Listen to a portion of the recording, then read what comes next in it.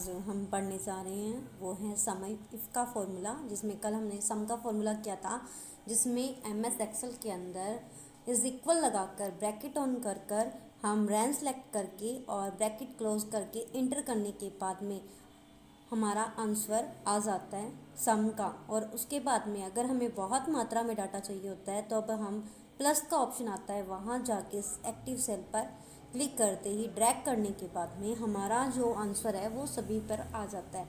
इसी प्रकार से आज हम सम के अंदर ही दूसरा फॉर्मूला जो इम्पोर्टेंट है, सबसे ज़्यादा यूज़ किया जाता है, वो है सम इफ का फॉर्मूला।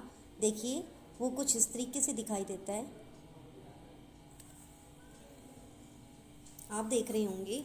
सम इफ की डेफिनेशन लिखी हुई है। सम इफ क्या होता है, रेंज क्या होती है, मैंने आपको कहा था जो कोई भी सेल है, जो सेल कौन सा, मान लीजिए ये सेल है और इसके अंदर अगर डाटा डाले हुए हैं तो वो सम इफ की कैटेगरी में आते हैं। जैसे कि सम इफ क्या करता है, इस फंक्शन का प्रयोग रेंज में कंडीशन के आधार पर क्षेत्र को जोड़ दिया जाता है। अगर हमें क्षेत्र क्राइटेरिया के हिसाब से अगर कोई डाटा है उससे सिलेक्ट करना होता है तब हम सम इफ का फॉर्मूला लगाते हैं। रेंज का मैंने आपको कहा था, कोई भी टेबल है, मान लीजिए ये टेबल है, इसके अंदर ये डाटाज है, आप देख रहे हैं, जिसमें इस रेंज को और इसको सिलेक्ट कर लिया जाता है, इनको बोला जाता है रेंज।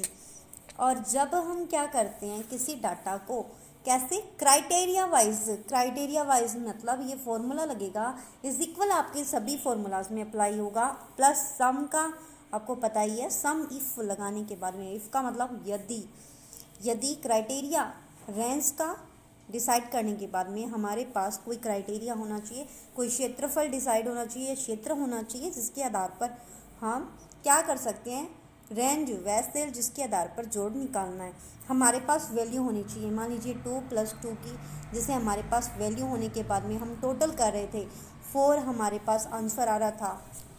इसी प्रकार से हमारी रेंज के अंदर अब की बार जो फॉर्मूले में होना चाहिए वो क्राइटेरिया होना चाहिए।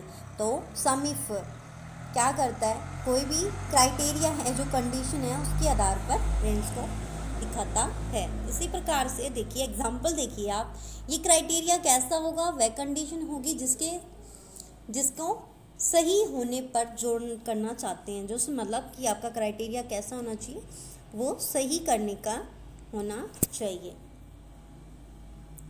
इसी प्रकार से आप देख रहे हैं एक एग्जाम्पल दिया हुआ है जिसे हम देखकर अभी समझ जाते हैं कि मैडम ये एग्जाम्पल किस तरीके का है।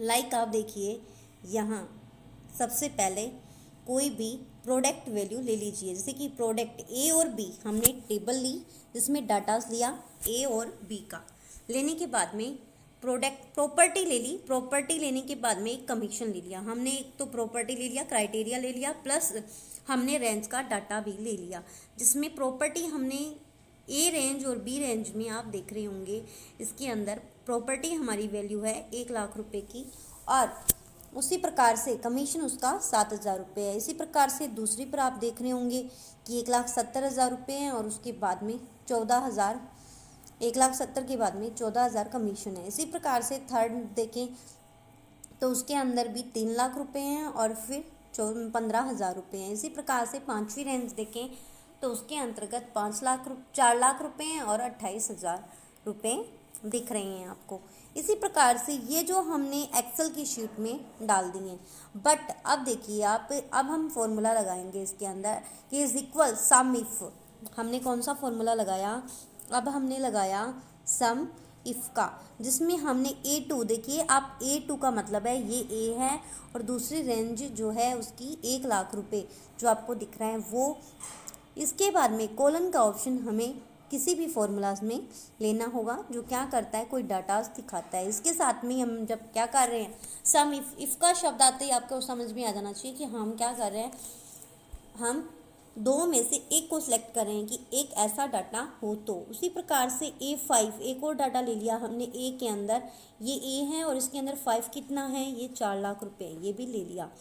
फिर आप देख रहे हो कोमा लगा के हमने डबल कोटेशन लगाते हुए A2, इसके अंदर देखिए हमने वैल्यू ले ली 1,60,000 रुपये। यदि रेंज कितनी हो, 1,60,000 रुपये हो, इसके बाद में B2 और B5 ले लिया। B2 हमें दिख रहा होगा 7,000 रुपये कमीशन है और B5 का 28,000 रुपये है। ये आप समझ लीजिए कि A का जो डाटा लिया था वही कमीशंस भी B के ही फॉलो करवाए हैं हमने। इसी प्रकार से आप देखिए इसके अंदर हमने ये फॉर्मूला आप कंप्यूटर पे डालकर देख सकते हैं, एकदम एक्यूरेंसी से इसका आंसर आएगा।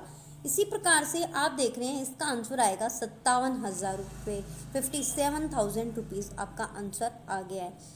तो फंक्शंस के अंदर आप इजीली ये आंसर लगा सकते हैं। क्या कर रहा है, क्राइटेरिया डिसाइड कर रहा है, सम रेंज जोड़ सकता है। जैसे कि मैंने कहा कि 1,00,000 रुपये और 4,00,000 रुपये, 5,00,000 रुपये तो ये हो गए। अगर इनसे बड़े हों 1,60,000 रुपये और उनका कमीशन कितना बन रहा है 7,000 प्लस 28,000, तो टोटल इसने करके दे दिया हमें क्राइटेरिया कितना 57,000 रुपये। इसी प्रकार से प्रॉपर्टी ए और बी की वैल्यू टेबल में डालने के बाद में आप जिसकी भी रेंज निकालनी है वो आप क्या कर सकते हैं, निकाल सकते हैं। इसी प्रकार से आप देख सकते हैं कि सम इफ का फॉर्मूला कंडीशंस रिजल्ट निकालने के, जैसे कि sum the commission of property value हमने ले ली, ठीक है। इसके बाद में 1,60,000 ले लिया तो 6300 रुपये रिजल्ट आ गया। इसी प्रकार से दूसरा हमने सम ऑफ प्रॉपर्टी वैल्यू ले ली, दूसरी कुछ वैल्यू ले ली, उसके बाद में प्रॉपर्टी वैल्यू हमने सेलेक्ट की। प्रॉपर्टी वैल्यू सेलेक्ट करने के बाद में ग्रेटर देन हमारा 1,60,000 रुपये है और उसकी निकालें, जैसे हमने अभी तो क्या निकाला है, एक का निकाला है। इसी प्रकार से अगर हम सभी के फंक्शन का यूज़ करते हुए निकालते हैं तब भी हमारा सारा आंसर आ जाता है। ऐसे नहीं है कि एक का ही आंसर आएगा, जब हमें किसका चाहिए आंसर, सभी का चाहिए। इस प्रकार से सम इफ का फॉर्मूला क्राइटेरिया जो कंडीशन रेंज है उसको डिसाइड करने के लिए क्या किया जाता है, यूज़ किया जाता है। आप देख रहे होंगे आपको इसका जो पूरा डाटाज है फॉर्मूलाज के साथ में बता दिया गया है। आई होप आपको समझ में आ गया होगा।